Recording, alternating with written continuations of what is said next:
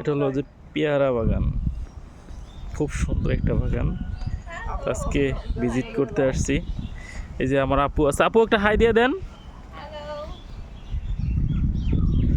আজকে super holiday, right আপু?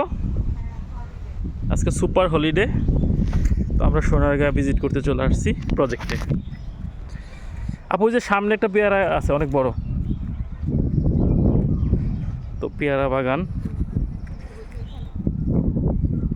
তো গাছ থেকে পেয়ারা পেরে খাওয়ার মজা আর আলাদা। এই যে পেয়ারা,